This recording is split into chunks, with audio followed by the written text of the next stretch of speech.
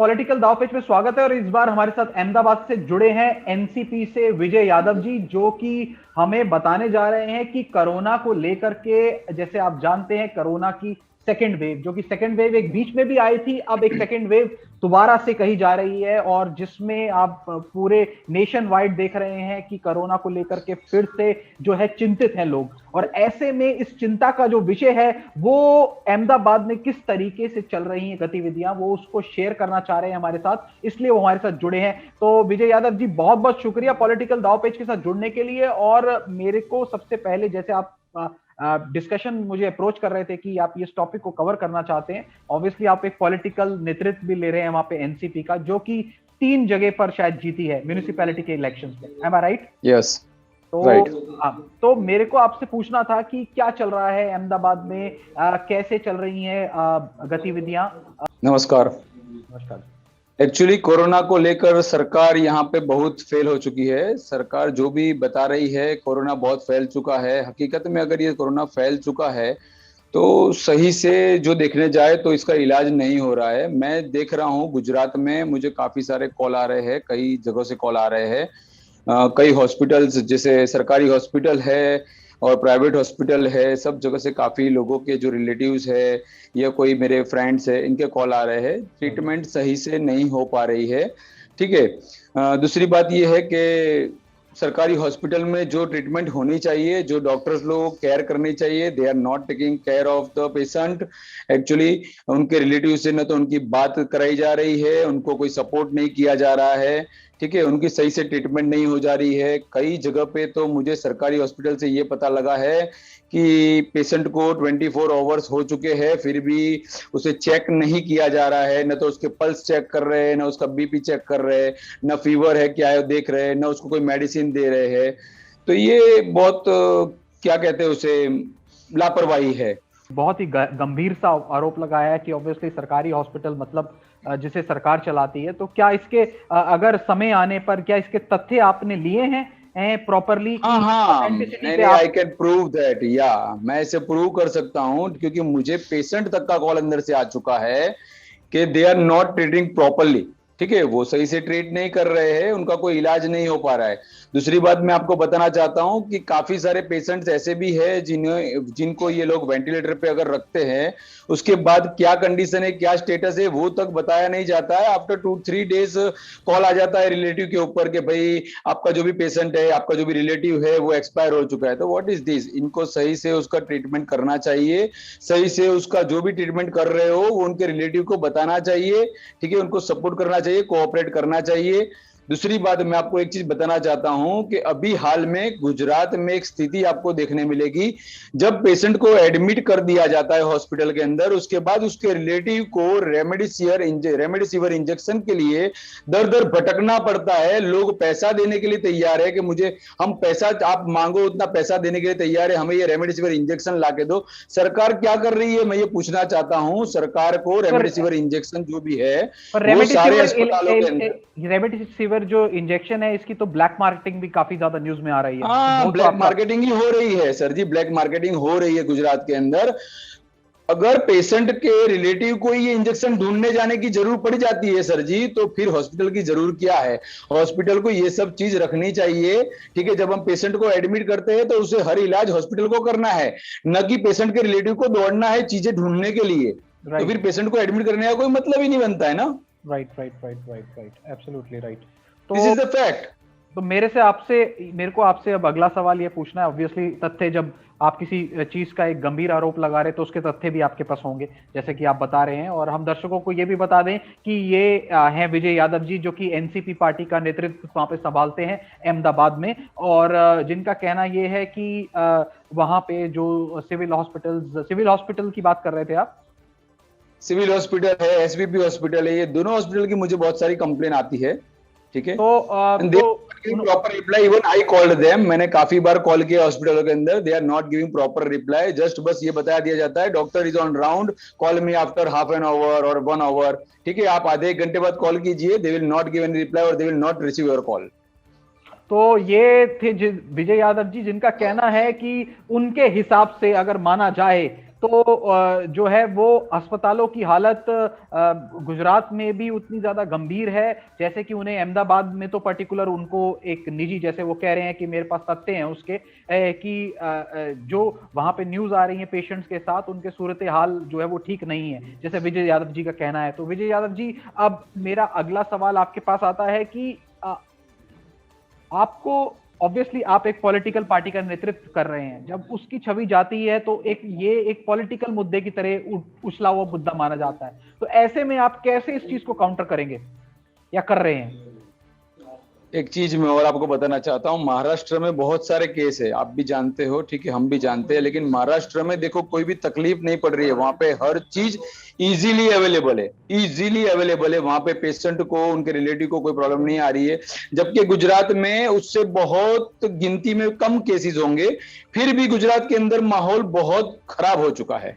नहीं, मैं what is the reason of this? मतलब गुजरात सरकार, आपकी बात तो मैं उस पर करूंगा, बट जो अभी आंकड़े जो हैं वो उस हिसाब से महाराष्ट्र में भी थोड़ा केओस फैला है। हम हाल ही में अभी हम स्पोक्स पर्सन से मिले थे रूलिंग में, उसमें थोड़ा केओस फैला है क्योंकि इधर भी केसेस ज्यादा हुए हैं, तभी लॉकडाउन हुआ है। यहाँ पे मैं दर्शकों को क्लैरिफाई करना चाहूंगा और आपको भी क्लैरिफाई करना चाहूंगा। बट हाँ, जो आप उसकी बात कह रहे हैं, जो गंभीरता से आरोप लगा रहे हैं कि जो सूरत हाल है कोरोना को लेकर के, कोरोना की इलाज को लेकर के, वो जो है वो थोड़े से टेढ़े मेढ़े से लग रहे हैं। तो मैं उसके बारे में आपसे जानना चाहूंगा कि ऐसा, ऑब्वियसली आप एक पॉलिटिकल पार्टी का नेतृत्व कर रहे हैं, जब हम एक पॉलिटिकल पार्टी की बात करते हैं तो वो लोगों को लगता है ये आरोप ही की नीति है दूसरे के खिलाफ। तो ऐसे में कैसे आप इसको काउंटर करते हैं इस बार को? क्योंकि कोरोना तो देश की समस्या है, ये किसी जात पात मजहब, ये इंसानियत। मैं वही बोलना चाहता हूं कि कोरोना किसी जात पात को लेकर या किसी पार्टी को लेकर नहीं चल रही है, ठीक है। मैं किसी पार्टी के ऊपर कोई ब्लेम करना नहीं चाहता हूं, ठीक है। मैं जस्ट एक ही चीज बोलना चाहता हूं कि जो भी सरकार है फिलहाल उसे इस चीज पर ध्यान दौड़ना चाहिए, और जो भी हो सकता है हम खुद, अगर विपक्ष में है, कांग्रेस है, एनसीपी है, आप पार्टी है, जो भी है, हम सबके साथ है, ठीक है। और हम जो भी कर सकते हैं वो करने के लिए तैयार है, लेकिन हम सबकी सहायता करना चाहते हैं, और जो भी तकलीफें पड़ रही है वो तकलीफों को हम दूर करना चाहते हैं।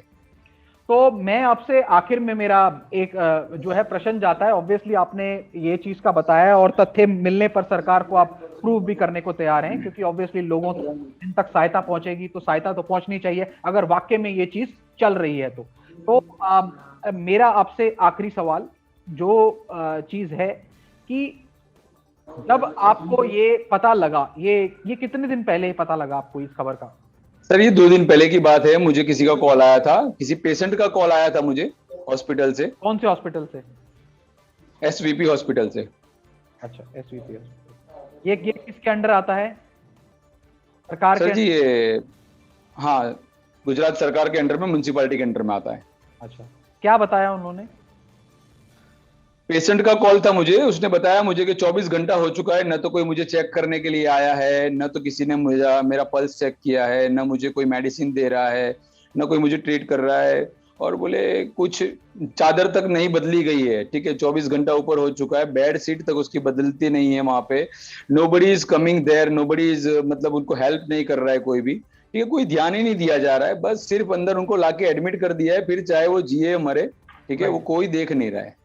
तो मेरी एक आपसे बात है कि वो पेशेंट से आपका रिलेशन कैसे बना, कि दोस्त है, कैसे आपको पता लगा? इज माई फ्रेंड, हाँ वो मेरे दोस्त है, ठीक है। अच्छा अच्छा, वो एडमिटेड है। और भी एक बात आपको बताना चाहता हूँ सर जी, मैं प्राइवेट हॉस्पिटल की, यहाँ पे बहुत सारे केसेस आ रहे हैं, प्राइवेट हॉस्पिटल का एक किस्सा मैं आपको बताना चाहता हूँ। वन ऑफ माय फ्रेंड, ठीक है, वो मेरे एक फ्रेंड है, ठीक है, उनके फादर को कोरोना हुआ था। He was been admitted in the private hospital.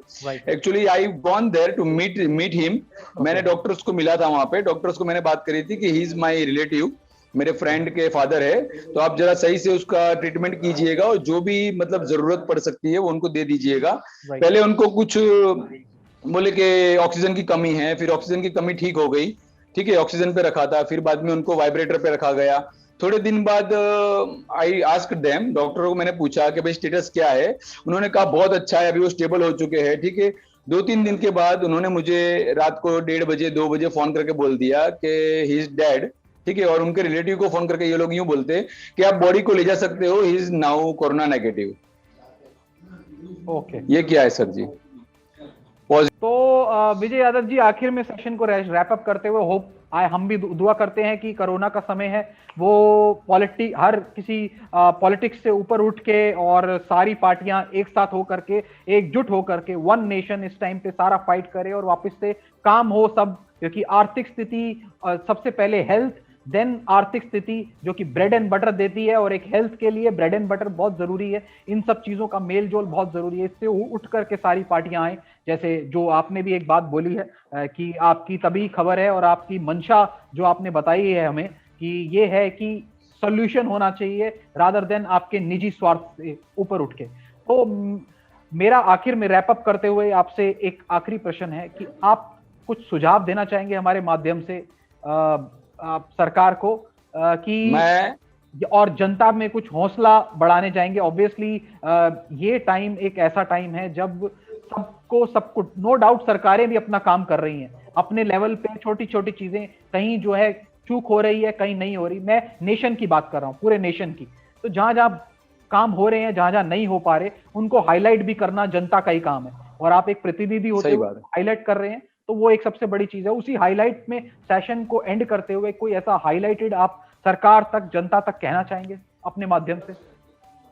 मैं गुजरात सरकार से ये विनंती करना चाहता हूं और राज्य की दूसरे सरकारों से भी विनंती करना चाहता हूं कि जो भी हाल है, इस हाल अभी जो भी हाल चल रहा है कोरोना का, जो भी ठीक है, उस पर पूरा ध्यान दिया जाए। जो भी सरकारी अस्पताल है, प्राइवेट अस्पताल है, उनको ज्यादा से ज्यादा बेड की सुविधा दी जाए, ज्यादा से ज्यादा पेशेंट वहां पे समा सके, ज्यादा से ज्यादा अच्छी से अच्छी ट्रीटमेंट उन्हें मिले, और डॉक्टर को जो भी है वहां पे उन्हें भी कहिए कि एक सही से ट्रीटमेंट और सही से उनके रिलेटिव को एक्सप्रेस किया जाए, मतलब जो भी है उसका रिजल्ट, जो भी स्टेटस है वो जानकारी दी जाए। ठीक है, मैं बस सरकार से यही विनंती करना चाहता हूं कि जो भी माहौल चल रहा है उसे सही से देखे और सही से ट्रीट किया जाए।